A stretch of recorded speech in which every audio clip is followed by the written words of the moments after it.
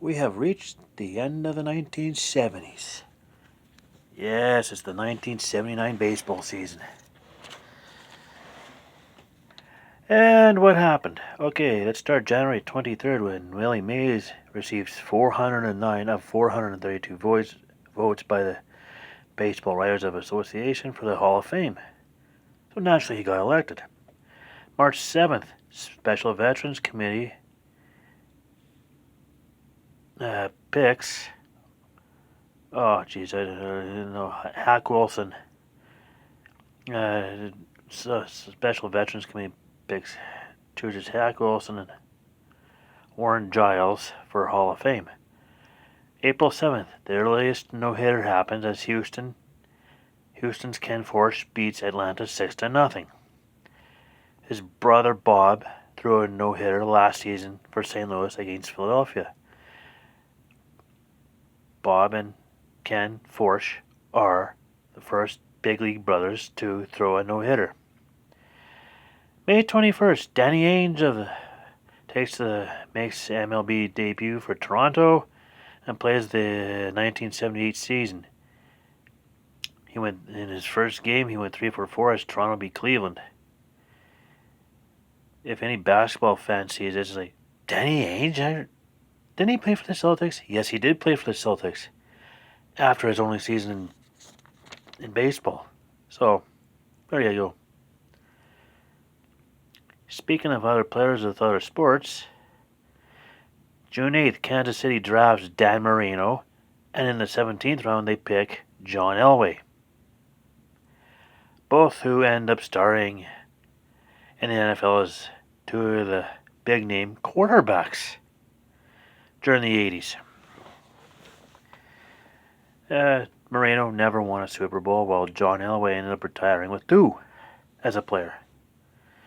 June 24th, Rickey Henderson debuts in an Oakland loss to Texas. He gets his first of over 3,000 hits and first of over 1,400 stolen bases. I skipped one here. June 12th, Detroit hires Sparky Anderson. Gets Detroit to a World Series in '84. So July 12th, Disco Demolition Night happens in between games of a doubleheader between Detroit and Chicago.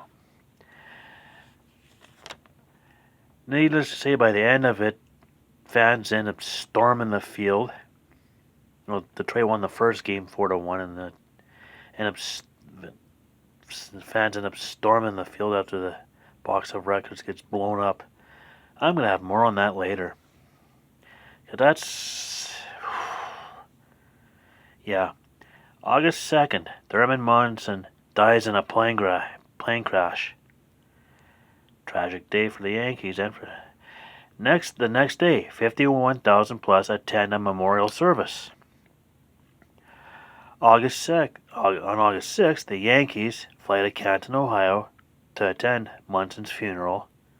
After the said funeral, Yankees fly back to New York and beat Baltimore 5-4. So, quite an emotional stretch for the Yankees team and for Thurman Munson's family. Let's see, August 13th, Lou Brock gets hit number 3,000. September 12th, Carl Yastrzemski also gets hit number 3,000. September 23rd, Lou Brock steals base number 938, passing Billy Hamilton. And November 19th, Nolan Ryan signs with the Houston Astros. So he signs with Houston for the 1980 season. So there's that. So he spent his last season in California here. Season stats: Fred Lynn of Boston, .333 average, led the American League. Gordon Thomas of Milwaukee, 45 home runs, led the American League. Don Baylor of California, 139 RBIs, led the majors. Mike Flanagan of Baltimore with 23 wins, led the majors. Ron Guidry of the Yankees with a 2.78 ERA, led the American League. And Nolan Ryan of California with 223 strikeouts, led the American League. National League, Keith Hernandez of St. Louis, 344 average, led the majors. Dave Kingman of Chicago, 48 home runs, led the majors. Dave Winfield of San Diego, 118 RBIs, led the National League. Joe and Phil Niekro, Joe with Houston, Phil with Atlanta, each had 21 wins, tied for the National League win. Tied for the National League. Joe and Phil Niekro had 21 wins, tied for the National League lead. Ooh, that was hard to say. Tongue's tied. J.R. Richard of Houston, 2.71 ERA, led the majors, and had 313 strikeouts, led the majors. Standings. American League East. Baltimore takes the division, 102 wins, 57 losses. Milwaukee goes 95 and 66, 8 back. Boston goes 91 and 69, 11 and a half back. Yankees go 89 and 71, 13 and a half back. Detroit goes 85 and 76, 18 back. Cleveland goes 81 and 80, 22 back. And Toronto goes 53 and 109, 50 and a half back. Geez, 6 of the 7 teams at 500 or better in that division. Ooh. It shows how bad it could. Oh, this gets even more fun. National League, American League West. California Angels take their first division title, 88 and 74. Kansas City goes 85 and 77, 3 back. Texas goes 83 and 79, 5 back. Minnesota goes 82 and 80, 6 back. Chicago goes 77 and 87, 14 back. Yeah, that's right. Seattle goes 67 and 95, 21 back. And Oakland goes 54 and 108, 34 back. Yeah, with 2 teams 100 losses or more, and plus 10 of the 14 teams with 80 or more wins. Yeah, it's no slight against Chicago. They not too far below 500, but Seattle almost with 100 losses. Yeah. National League East. Pittsburgh takes the division with a 98 and 64 record. Montreal goes 95 and 65, 2 back. St. Louis goes 86 and 76, 12 back. Philadelphia goes 84 and 78, 14 back. Chicago goes 80 and 82, 18 back. And then New York Mets goes 63 and 99. 5 of the 6 teams in the National League East can have 80 or more wins. Whew. National League West. Cincinnati takes the division with a 90 and 71 record. Houston goes 89 and 73, 1.5 back. LA goes 79 and 83, 11.5 back. San Francisco goes 71 and 91, 19.5 back. San Diego goes 63 and 93, 22 back. No, that should be 67 and 93. Yeah, that sounds more right, 67 and 93. Because Atlanta went 66 and 94, 23.5 back. Ooh, so my math is not right there. That should be San Diego 68 and 93. Yeah, I think that should be 68 and 93 for San Diego.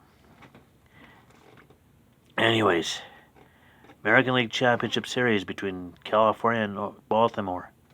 Baltimore's home games are at Memorial Stadium, and California's home games are at Anaheim Stadium. And this is the only American League Championship Series between 1971 and 1981 that did not feature Oakland or Kansas City. So who takes the ALCS? Game 1, October 3rd in Baltimore. Orioles 6, California 3 in 10 innings. 3-run home run did it. Game 2, October 4th in Baltimore. Orioles 9, Angels 8. 2-game lead for Baltimore. Game 3, October 5th in California. Angels 4, Baltimore 3, 2-1 series. And October 6th, Game 4 in California. Orioles 8, Angels nothing. Baltimore's in the World Series.